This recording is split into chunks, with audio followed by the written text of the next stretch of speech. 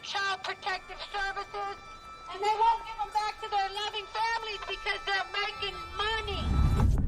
This is a legal system that you're going into. And if you don't know the rules, you will be chewed up and spit out.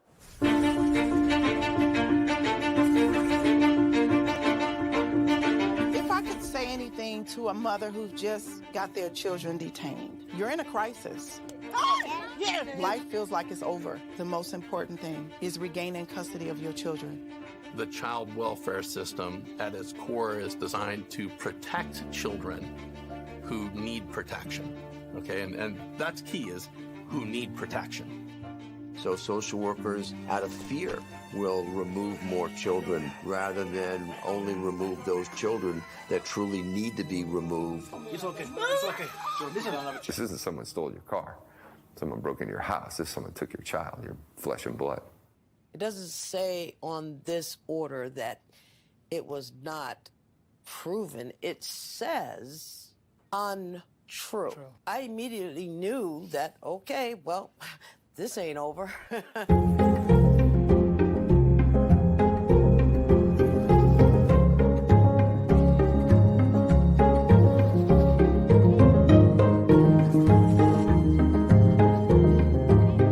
Were there signs there? Were there no signs? Did I miss them? Did I catch them? At this point, I honestly don't know. Families only get a finite amount of time to reunify. I came into this field to help families, not destroy them. The difference between the criminal system and the child welfare system is substantial.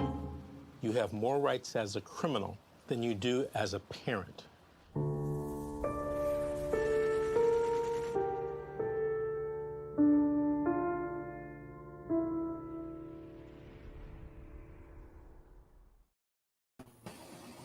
Hi, good evening, everyone. My name is Sabrina, and I'm your host for today. This is Fight CPS and Win, the Horror Stories reality series. Today we have Cassandra as our guest. How are you? I'm okay. How are you?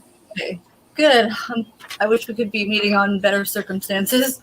So let's just jump right into it. What's going on? What's happening? Did CPS come into your life?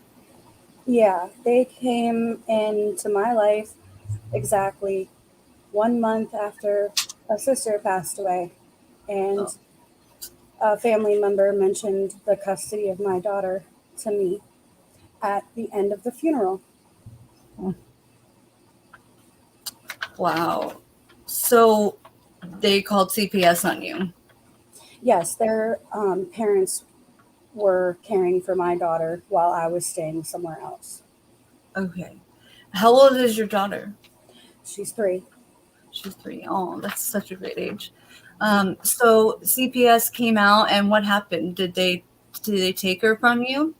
They did. They made me admit to there being neglectful actions, which there were none, and they said something about abuse, which there was none.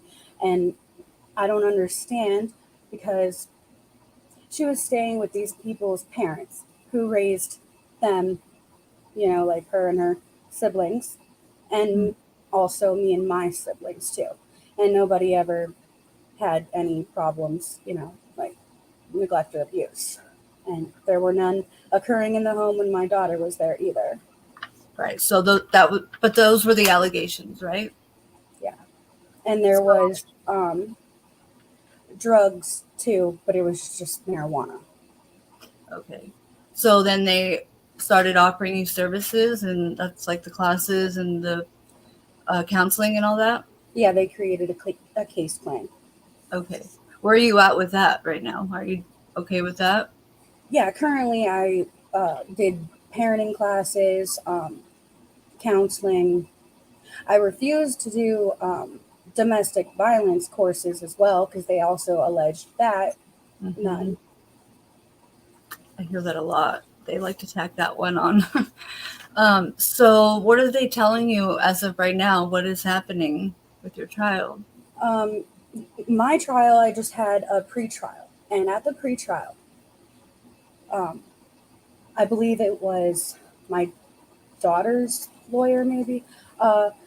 They motioned the court to do permanent custody. And then another lawyer said they couldn't do that because it was just a pretrial. And the judge actually didn't even realize when they asked to put the motion forward that it was the pretrial. So a lawyer had to step in and say, this is a pretrial. You can't do that. Wow.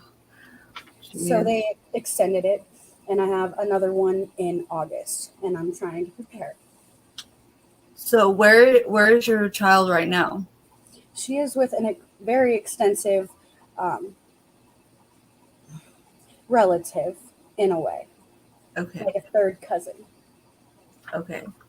And is the cousin, are you good with the cousin? Is she trying to help you get your daughter back, or is she kind of using it against you? Or she's the one who called on me. She's the one. Oh, goodness. And they gave her right to her because she's like works in law enforcement. She's was a cop and a sheriff and married to one. Okay, that says it all. That's so sorry to hear that. That's really difficult. So are you getting your visits? Currently, I didn't visit her for the last few weeks due to my father having a surgery, and I needed to be around to help take care of him. But nobody reached out and asked me what happened, But I did check on her via phone. Okay. But they do have visits set up for you? It's an open visitation right now, but it's just at like 7 a.m. on Saturday while she's still half asleep. Oh. They do that on purpose, right? Yeah. Wow. So what is your lawyer telling you to expect? What's like the deal? Why are they not giving her back to you? I'm not sure. My lawyer didn't put any work into looking into my case. The other lawyer for her father, he had to withdraw because he knew my cousin, because she works in law enforcement. She knows a lot of them, and they have to give my daughter's father a new lawyer too. Okay. That makes sense. So are they telling you that like there's a good chance that you're going to get her back, or are they telling you that they're going to take your rights away? Like what's... No, they terminated my rights a long time ago, and they unlawfully removed her from where I had her in the first place. So I just don't understand. I feel you. I've seen so many videos of social services and even police literally ripping children from their parents' arms, and it's so heartbreaking and it's so difficult to watch, and how they keep getting away with this, I don't understand it either. I really don't. So what are you going to do now? What's your game here? I'm researching a lot. I'm looking into the laws, like the actual Ohio laws, and I'm writing down sections and word for word description of the law so I can bring up how they are denying me my rights, my due process. Even my trial got messed up. They tried to turn a pretrial into a trial. Yeah, that's ridiculous. Wow. I've never even heard of that. Yeah. So did they have like any proof that you did any of this? No. It's so difficult, because most of us can't afford an attorney that can like do the right thing. And these public defenders are they're all in the same circle together. The child attorney, your attorney, the judge, anyone in that courtroom, they all work together. And it's so sickening. And, for people who have never been through them before, have you dealt with CPS before this, like as a child or? No. So when you don't know anything about how they work, you just trust that they're telling you what it is, but it's not the case at all. Absolutely. So, yeah. So, wow, Wow. What about the dad? Is that where she is right now? Or you said she's with your cousin, right? Yeah. Yeah. Is the dad in her life at all? Yeah, we're both trying to work on getting her back and do what they told us to do with our case plan, and but wow. So they just pushed your case now to give you more Mhm. time for testing and that excuse? Mhm. Yeah. Wow. What did your attorney tell you to expect at this next hearing? I have not been able to get in touch with him. I've been calling him for a few days, and they tell me that he's in a meeting, or but I leave my name and my number, and I'm expecting a call back maybe Monday. But I just don't want, because they all work for the same people, anyone lying under oath and just to fit the narrative of their paperwork to justify the termination of my rights and the giving away my daughter. Yeah, it's so crazy that they can do that and off of hearsay with no proof, no evidence. It's just not right. And how long did you say this has been going on? This has been going on since February 2021. Okay. Oh, wow. And how is your daughter doing? I mean, she's doing okay. They put her in school before she even turned 3 and put her into piano lessons, and they're just trying to look like the perfect fit. And that checks out. It's just because people sometimes can't have their own children, even maybe they want someone else's. I don't know. There's adoption, and keep in mind, these people did have this. My cousin had 2 children already. They're grown. And she claimed that she was done with kids and that she would take my daughter just until I could get a home, because I was living out of a motel. So they told me I wasn't allowed to have her at one, and it would be safer for her to go with my cousin, even though I already had her with my uncle, my great uncle, and we had an agreement, and I was going over there all the time and taking her to all of her medical appointments, and she's never been neglected or abused in any way. That's good. So when they told you that you couldn't have her in a hotel, did they offer you any kind of housing services or any help to get permanent housing? They gave us a list of landlords who will sometimes take people who have evictions or bad credit, which I had both. And we called every single one. It's difficult. Yes, we called every single one, and not one worked out. They just gave the last one away, or whatnot. Yeah. So I ended up moving back in with my mom and dad, and where I grew up with my 4 sisters. It's a safe, loving home. And they told me she can't be here due to someone saying there are bugs, which there are not. So I had to let somebody know that that was false information. It didn't get brought up at the pretrial. Like, my caseworker tried denying 4 parenting class certificates after I checked in with him first if those were going to be good enough. And he said yes. And then I would show him the certificate, and no good. Wow. I even paid for one, and it said on the website that it had to be accepted by the Department of Children's Services for Ohio. Wow. And so, do they know for sure that your cousin was the one who made the report, and then they gave her the child? Yes. She met with a CPS worker at her house. She had them come to her house. She had her father go to her house, and they called me from my uncle's cell phone asking if I would meet them the next day. And I said, well, I have nothing to hide. You can come and talk to me. That's fine. I'm not guilty of anything. I don't assume that I'm having my daughter taken just because I'm having to meet with CPS. Yeah, and that's how it should be, but unfortunately, the best thing to do is to not tell them anything, not talk to them, and because you think it's kind of like common sense, you think I'm not a bad parent, we don't have bugs, we're doing the right thing, so absolutely let them come in and absolutely we'll talk to them. But they just have a way of spinning everything and telling stories and making you look as bad as possible.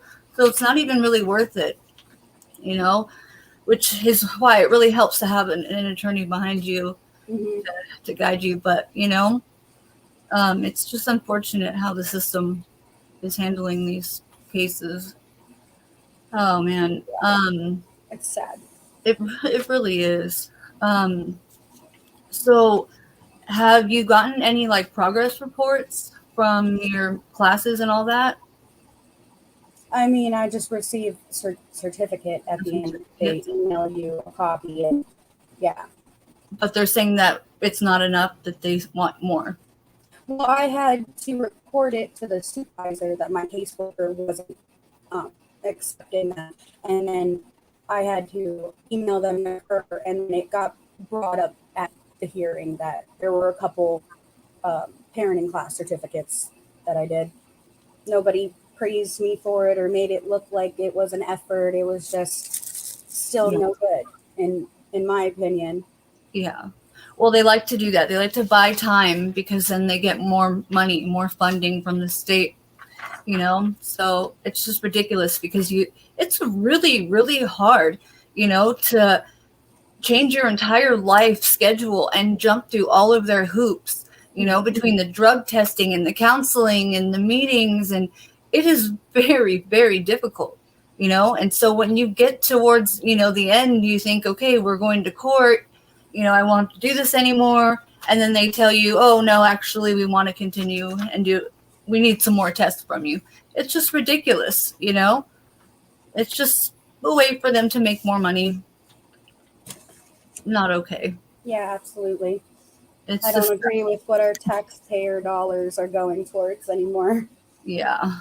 And gosh, I really feel for you because the fact that, she's a police officer, they all kind of work together and stick together. And gosh. Yeah. So I really feel for you. Yeah. And so when this first happened, they wouldn't give your daughter to your parents?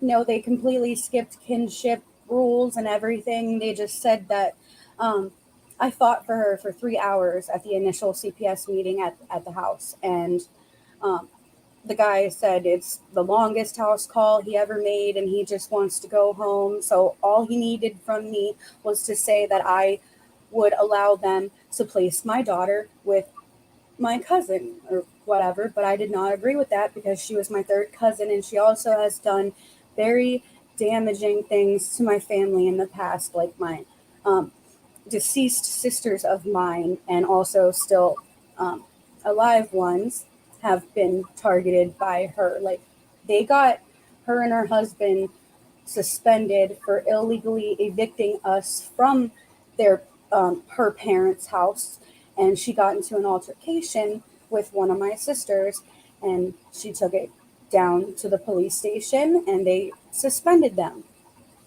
Well, that's good. And that happened after my case started. So I didn't agree with them, messing up their careers and their jobs while trying to maintain temporary custody of my daughter. That doesn't look like you're going to have a stable job. Yeah. And so is it possible to get her placed somewhere else that's not a conflict of interest? I've been trying. It's getting to the point where I can't get a hold of anybody. I am nervous that there are things going on the inside of the department that I'm unaware of, communications between specific people that are changing the outcome of my case due to lack of communication. And I've had a few people say they believe this is some kind of bribery within the department. I don't know. A lot of people spoke about my case being very, very strange, and my like there was little to no due process, and I don't know. It's a lot. Yeah. It's a lot. Gosh. Well, wow, your poor child. Did they threaten to arrest you if you said it took several hours and the police were there for a while when they took her initially? Did they threaten to arrest you for not letting her go with them? No, because what I did was I took her somewhere else to her aunt's house, and she was trying to help me gain she was trying to take custody if they were going to terminate my rights. Like, she was going to take custody of her and allow us to stay at her home so we could all still be together. But that didn't work out. So I had to return her back to my aunt and uncle's because I didn't feel it looked right taking her away from, a bed and a house and putting her in one room at a motel that when it was 5 minutes away from one another. It was a small house and it was a very cheap place if you pay by week. So we were just staying there while we could find another housing situation because we got evicted. Right. We just didn't have any time to get back up on our feet. And I had a sister pass away too. And so they brought it all up right after she passed away. And even at the meeting, she said she felt like she was my sister. But family doesn't do that to one another, should they? No, not at all. Oh, man. I understand, like, if you were homeless on the street, but you were in a hotel with, shelter and food and all that. Like, how can they say that, she can't be with you because you are in a motel? Well, I have an interesting response from the caseworker for that one. I asked him, why do I see all these other people with children here at the motel and it's okay? They don't have an open case. That's what I got. So he didn't elaborate on it or anything. He just assumed, So because you have an open case, you're not allowed to stay in a motel. I mean, and then I left the motel, moved back into a home with a spare bedroom for my daughter and everything, and they just will not give her back. They're suing me for my daughter, and they terminated all my rights. And if they get her permanently, I just know that my daughter's going to be calling somebody else mom because she's so young and she's not going to want to go to school and come home and know that she doesn't have a mom. So I'm like scared that one day it's going to get to that point. Right. So besides the living situation, because they should have let you be in a motel with her, that's ridiculous. Besides that, what were the other allegations you said?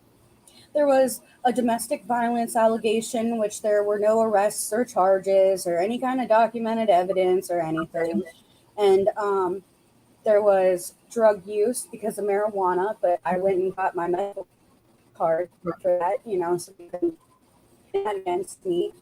There was mental instability. They assumed that I was suffering mental illness due to the loss of my sister at the time. Oh my gosh. You've got to be kidding me. And they made me they wrote every single thing they could down and lit every hoop on fire.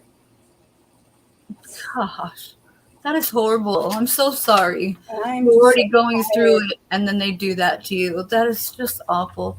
That's what they do. These workers are just horrible people. Like, I don't understand how you can rip a child from their parents, especially over something like ridiculous like that, and you're testing clean for them, right? I have a medical marijuana card, yeah. but they have not even tested me one more time since the initial testing to show that I was positive for a substance abuse, like the marijuana. So Okay. they haven't even given me another test, and it's been over a year. Really? I haven't been tested one time since the initial one where they actually would have needed a court order for that, but I submitted to it anyway because I didn't feel like being non-compliant with them because I thought it would make things worse for me. Yeah, that's how people think. That's how you should be able to think, But there's a lot of stories of false positives, and they like to cause problems when there isn't any, just so that way they can make money off of your child. It's just disturbing on so many levels. But so how many? Okay, I can't believe they haven't tested you in over a year when that's one of the allegations. Yeah. Yep. That does not make any sense at all. And do you have like any kind of proof or any way to prove to the courts that where your daughter is at right now is not, an okay place for her, that, you guys have had your whatever drama and that she's trying to take your child from you and making up stories to do so? No, I haven't really thought about it that much because once they took her and placed her with them, they signed a temporary custody order, and I was just focused on trying to change my living arrangements and, Right. like situations that could benefit towards my case plan. So Right. it was an unlawful remove in the first place. So I've been telling everybody that they said that the people my daughter was living with, my aunt and my uncle, that they were too old and they were deemed unfit. That's how they got my daughter. They deemed the people unfit, even though there was another child living there at the same time, and they didn't worry about the other child being there. But come to find out, they were never even actually documented as unfit. They were just told they were too old, and they took my daughter away from them. And I asked my uncle, how could you be so grown and stuff and realize that our rights are being violated and, kind of do nothing? Because I'll be honest, they both sat there and didn't defend me with not one word while their daughter was just defecating my name. I'm sorry. And I had a sister that tried to speak up for me, and they told her to keep her mouth shut. So the only person that did try to speak on my behalf was told not to. Jeez. So then they also wanted you to do domestic violence, and you told them no. Are they trying to use that against you?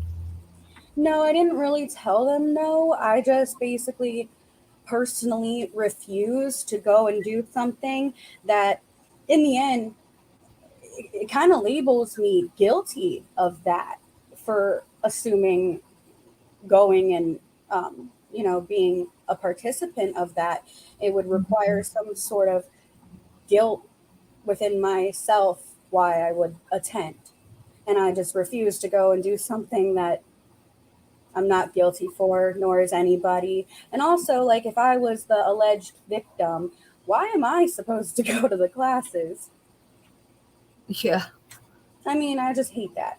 I mean, I know it's informative for the victims as well, but I feel it should be more of like a practice behavior focused towards the person who did it. I kind of went through something similar with my case. They told me that there was 30-something allegations. And the day before court, the social worker called me and said that my daughter admitted that Nana made her lie. So everything she said is no longer accountable. However, Nana, being my mom, had told a social worker there was domestic violence, which we've never had ever. So they told me they were going to drop everything that my daughter said, but they were still going to hold the domestic violence, even though they know that this came from somebody who told my daughter to lie. They told me that if I don't agree with them to take domestic violence classes, that they would put my daughter on the stand and bring up all the allegations that they just dropped. And what kind of mother would I be to put my daughter on the stand? And made me sign papers in the hallway, not even in the courtroom. And never once did they ask me to do a domestic violence class after that. Never. It never got brought up again. And nothing they said actually happened. So I definitely feel you with that. It's like, why would I take a domestic violence class when we don't have domestic violence? You know, it does. You're right. It makes you look and feel like you're guilty. You look guilty. Yeah, it's not okay. And I'm not falling for that when all of these allegations are not supported, or there's no evidence of anything already anyway, and that's just going to make it look half evidence. So I don't know. I don't know if I'm doing things the wrong way. My mom said, you need to do everything they say. And I'm like, I refuse. This is not how, because if I was to submit to that, I feel like it's not going to be good for the future of the victims that are alleged against, because it's not going to reform anything if we just keep falling into the little plans that they're giving us, which, what does a domestic violence course really do for your future? It does not provide 100%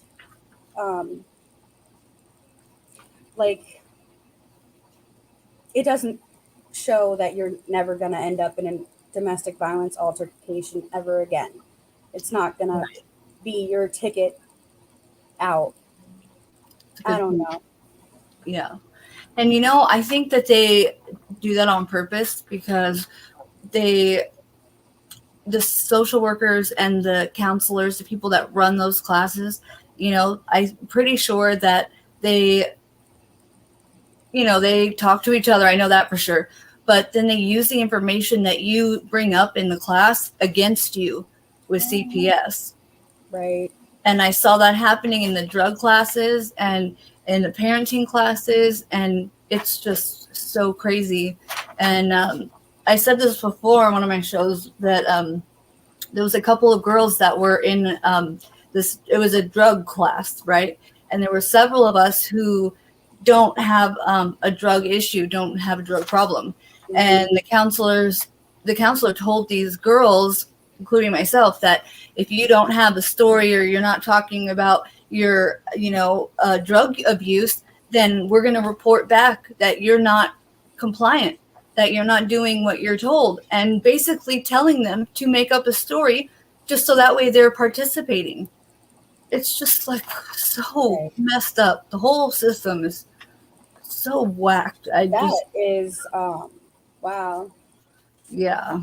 Wow. You really have to be careful what you say to anybody involved in this, the social workers, obviously, but any counselor they send you to, any groups, any of that, they're in on it. They are getting the information from the counselors about you, so that way they can keep you in the system longer. Mm-hmm. Because they make you sign a release of information, and they're, they're allowed to know what you specifically talked about too. Right.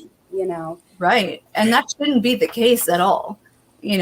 Social workers aren't counselors. They're not doctors. They're just people. A lot of them are pretty young, without kids, and to have them be the ones that control the situations, it's just mind blowing. How can they determine whether or not you're a good parent or you're doing the right thing, when they have no idea who you really are?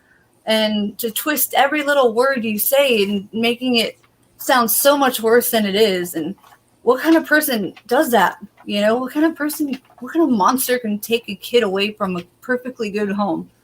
There's obviously a lot.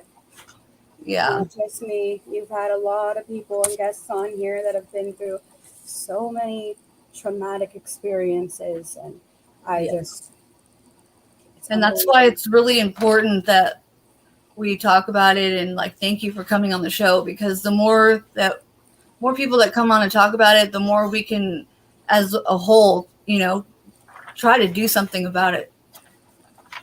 And it's just amazing to hear how many like stories that how many people are going through it. It's crazy. It's like a huge business for them.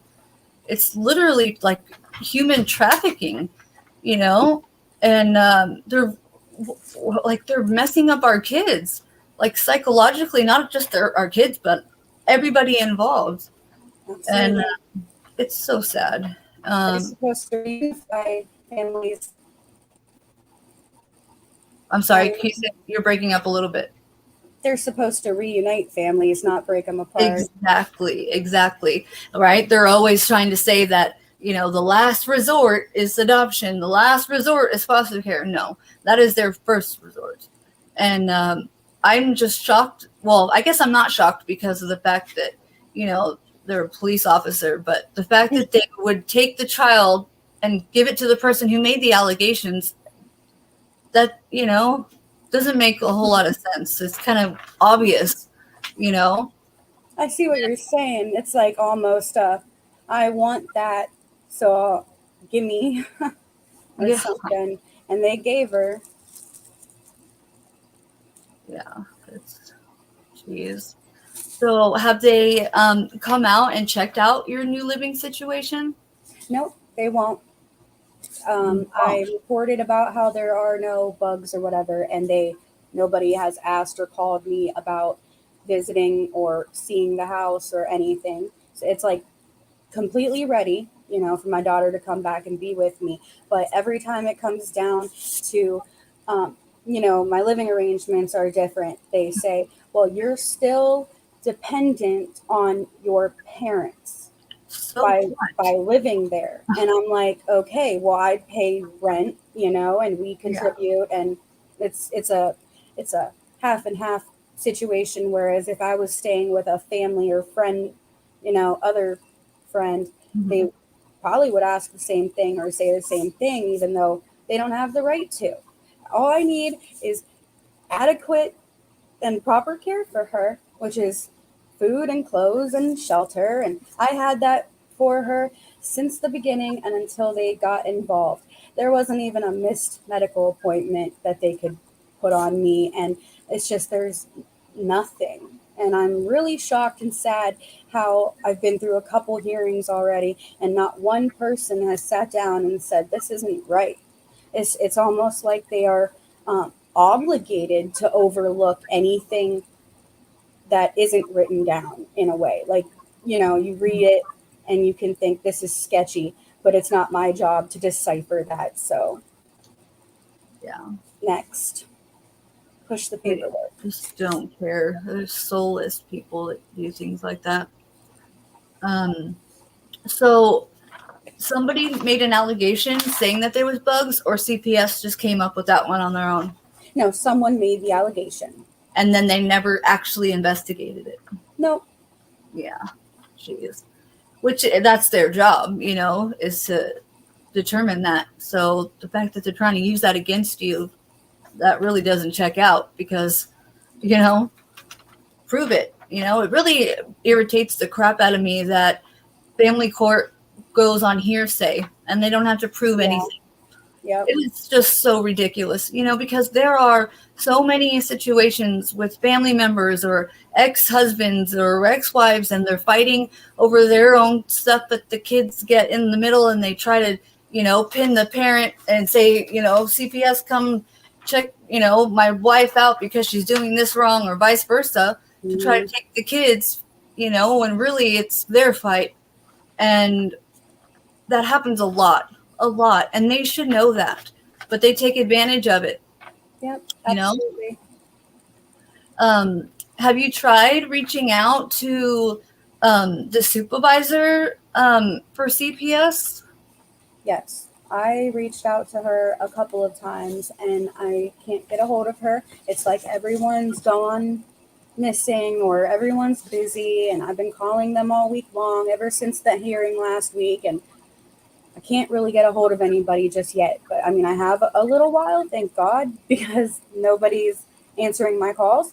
But Yeah. I also did some research myself, and I wanted to maybe file a motion called a show cause order, and basically it makes them have to provide documented evidence to support the allegations Yeah. against me. So I was considering maybe doing that. I think that's smart. I'm not an attorney. I can't give you legal advice, but good for you for doing your homework. To my lawyer first about it, just in case, maybe something isn't proper about that exact motion. There's a lot of things you can file within the courts, and I'm not sure, because I'm not a lawyer, exactly which one. But I've been looking things up all week, and all day. Yeah. And your attorney it's a public defender, right? Yes. Yes. And is it the same situation with the attorney? You can't get a hold of them? Yeah, I can't get a hold of him. I called today, and the lady said that he was in a meeting or something, and I gave my name and my number, and I never received a call back. But I figured it's Friday, maybe I'll get a call Monday. But if not, I'm calling again. Yeah. And Alice is saying keep a log and video them. And I completely agree. Keep video of as much as you possibly can, just to be safe. Yeah. You know what I did? I had the same situation. I could not get a hold of my caseworker. I couldn't get a hold of my attorneys. So I showed up at the CPS office 3 or 4 times to try to talk to someone. And it didn't work out for me, but maybe that can be an option. You can also show up at the courthouse at the public defender's office to see if you can talk to someone there.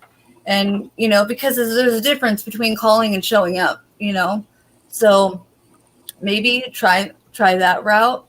It's a good idea. So ridiculous. I hate these public defenders, because they're supposed to be defending you and they're not. And yeah, go ahead. Sorry. Oh, it's okay. I just know that there's a lot of fabrication, and the allegations against me aren't even supported with anything, and I don't understand how it could even get to the point to a pretrial for permanent custody, because everybody knows once they get involved with this, what's after permanent custody, and that's adoption. So, and I, obviously with the way that family doesn't communicate with one another, they don't plan on not accepting that. So I'm pretty sure that's their plan. Oh, I guarantee it. Yep. Because once they adopt out the child, they get all these bonuses and all kinds of money. It's so sad. It's so sad. Like, these are human beings. These are children that they're using for money. Like, oh man. See, that just makes me so hot in the blood. Yeah, it definitely does. And just don't give up. I keep hearing over and over again that a lot of mistakes that families make is that they hit some kind of a road bump or something happens and they get kind of deferred, and then they kind of just give up, which is really kind of difficult not to sometimes, because the social workers make it sound like you have no other option. This is the end of the line. You just got to keep fighting it. And what you're doing is great by, looking up online. And, sometimes with these public defenders, you have to tell them what you want and what, they need to do. And hopefully they'll listen to you. I believe I heard it on from somebody on your show that they won't do anything unless you push them. Exactly. So yep. You have to make them do their job in a way. Yep. It's very true. My public defender, the first one that I had, was so awful. I met him once I got inside of the courtroom, so I never got a chance to talk to him before that. And he was screaming at me in front of the judge, in front of everyone, and like cussing me out, telling me that I have to tell them everything. And like, it got kind of crazy. And then after that, every single time I would go to court, they would give me a different public defender. And I would never get a chance to actually talk to anyone, because then I would get to court and it would be somebody completely different, you know? So I think they kind of do stuff like that on purpose, you know, but it's not right. And they are constantly lying and twisting everything that they can. I agree. Even the lawyer who withdrew from the case, I mean, who knows if they really worked together at one point or had a consult with them, because they probably have consulted with every lawyer in the area, you know, saying not to take my case because they have their plans. Yeah. You know what they told me? And maybe it's true, but I don't think so. I had mentioned that, you know, you guys, I cannot talk to any of you. Every time I get to court, there's a different attorney, and I'm going to hire private counsel. And they told me that I could not do that, that the only kind of attorneys that are allowed in that courtroom, they have to have a special license, and they have to be known in that court. And so it's like a tight-knit group of people, and they're all in it together. So they tried telling me that I couldn't even hire an outside attorney because they wouldn't have the right license to be in that courtroom. Oh my God. Come on. Okay. That's just crazy, right? But when you're going through it all and it's so emotional and we're talking about our kids, you know, you don't think that, you know, you just think that's what, okay, maybe they're right. I don't know. I've never done this before. It's just annoying. Wow. So, what are your parents? What are they doing anything to help you?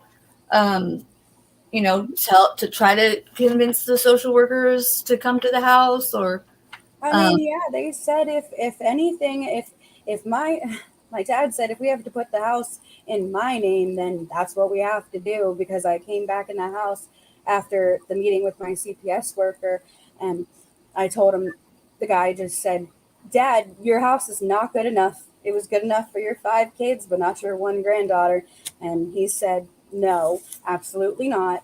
If I have to put the house in your name, I will do whatever we have to do in order to show that you are going to be providing for your daughter. That's great. So, I mean, they are very supportive and stuff, but he just had an emergency surgery. So he's like healing up right now, and we have to be taking care of him. Like, my great grandmother passed away, my grandfather passed away, all since this has been going on. That's a lot. Every month I'm dealing with something else. It's insane. Yeah, I'm so sorry. So when is the last time you actually talked to a social worker? Like a social worker, meaning like regarding the situation with the bugs or whatever, like right before my pretrial, I believe it was the case manager who called, and she said, how do you feel about them doing a permanent custody order? And I said, I'm absolutely not okay with that. Nobody asks me my feelings. I don't even know why you're calling me the day before wondering what my feelings are about it. It kind of, I don't know. I mean, like, I appreciated somebody asking me, but at the same time, you know, it's just their job to be calling and asking you that one question. They don't really care. Right. So I told her that I have a home now, and she said, well, that's not on the record. And I was like, yeah, I live with my parents now. And she said, well, somebody alleged that wherever you were staying had bugs. And I said, no, that's not true. And there's proof of that too. And you can call somebody and ask, like, you can do anything. You can come over, like, whatever you have to do. And then I told her about the parenting classes, and she only brought it up at the pretrial about my parenting classes. No one brought up my living situation once again. Wow. And you're not allowed to speak, I don't think. Like, I'm not allowed to speak out. And they told you the same. Yep. And I want the judge replaced too for almost falling for the motion to file permanent custody that day at a pre-trial. Right. That is so bad. Like, what? I'm just like, wow.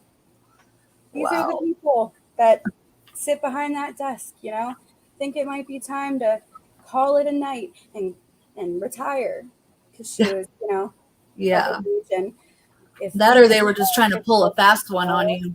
that's exactly right. Yep. And we got lucky enough for one of our lawyers to speak up and say, what are you doing? Yeah. I had a friend who was going through, wasn't social service. Well, yeah, she was going through a divorce with custody battle, and he called CPS on her. And so she decided to put herself in classes and be,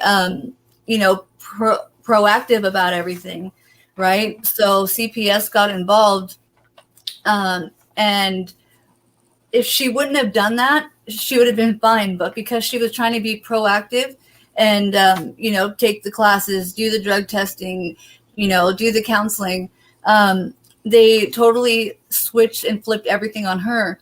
So she couldn't get a hold of her attorneys. She couldn't get help. And she ended up writing a couple of letters to the judge. And apparently the judge actually read her letter and took into consideration what she was saying. Wow. Yeah, so I don't know. Maybe you tried doing that. I got a nice letter I can write, Yeah. Keep the strong words out of it, but I can write very professionally, and I can That's convince wonderful. a judge through a letter personally from me. I never thought about directly contacting the judge because they look at your paperwork and they know nothing about your case and who you really are either. It's all a stranger to you, judging you for being who you are, and they get to be non-judged, and you just have Right. to, and then you have to pay at the end. Yeah, and they only listen to the social workers, they don't listen to anything else. So, and like you said, they don't allow you, or they didn't allow me to talk in the courtroom ever at any point in time. I was never allowed to talk in the courtroom. I wondered why I was invited to the meeting. What am I here for? Yep. Wow.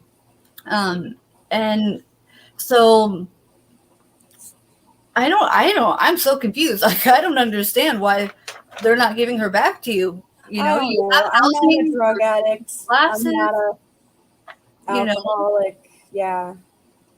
That's horrible. They made her father look really, really bad. They made up crazy stories. They did the same thing with my husband. Was domestically violent, but you have to prove that kind of stuff, don't you? You can't just you say would think, yeah, about somebody and it be true. Right. It's called a rumor until it's proven fact. Right. So that's why it's ridiculous that they go on hearsay, but they absolutely do, And like you said, they should be investigating that. There should be some kind of evidence or proof, especially when we're talking about taking a child and removing them from their home, and to have nothing and just going off of somebody that they don't even know. They don't know you. They don't know the situation. There's a lot of vindictive people out there who will call CPS and try to ruin your life for something stupid, and something needs to be done about it. It's about time. It's so ridiculous. So ridiculous. So, how long did you say until your next hearing? I think it's in August. Oh, wow. So they prolonged it for a minute. But I'm not sure about the paperwork. I got to look again because it almost looks like it's the trial. So maybe they did skip a pretrial because of how much time is until the real trial. I'm not exactly sure. Okay. I'm not sure. But August is when I'm supposed to have another hearing. And it's going to be in person this time. And I'm just very nervous. I don't want to have my daughter taken from me and be looked at honestly, if you're going to terminate parental rights, you should throw me in jail too, because if I can't be a mom, then I shouldn't be in a member of society either. If I can't be trusted with my own child, then I shouldn't be trusted around anybody. Yeah. I really just There's no point. It's so ridiculous, isn't it? Yes, I'm sick. This is so hard. Yeah, it is. Oh man. So with your visits, are they monitored visits, or does she get to come to your house?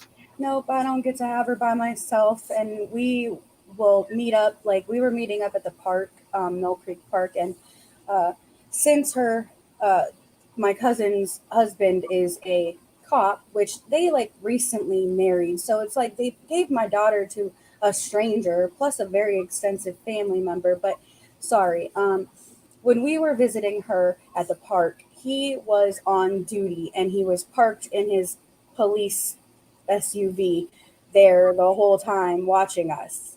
You know, it was very Wow. I don't know why he did that, but it just makes me feel like they don't trust me and that they really do need a police officer, somebody with a pair of handcuffs standing by at all times because I'm just so dangerous. We are family. I don't know why you have your husband here. And if he's on duty, why is he not doing his duty? Yeah. I don't know. Wow. Yeah, you're going to have a really difficult time because of that. I know. I feel for you. I know. I'm scared. Oh man, I'm so sorry to hear that. Is there anything else you'd like to add? We're kind of getting close on our time here. No, I just want to add that I appreciate all the work you're doing and all the time you're spending trying to fight for, the rights of all families out there. Like you're just so talented when you are putting all this together, and it's just keep doing what you're doing. Thank you. You as well. And I'm so proud of you for doing your homework on it and, telling or getting your paperwork, make sure you bring that to your attorney, let them know that, you want them to show proof, you are your own attorney sometimes when it comes to public defenders, but I really, really wish you the best. And I would love to have you on again if you want to give us an update. I would absolutely afterwards. I can again if you would like. Yes, I would love that. Thank you so much for coming on the show. I guess we'll wrap it up then. Thank you everyone for watching. Cassandra, thank you so much. My heart really just goes out to you. I really wish you the best. If anybody else out there wants to share their story, feel free to hit us up and we can schedule that. Anyways, this is Fight CPS and Win the Horror Stories. My name is Sabrina, and have a great weekend. Bye, Cassandra.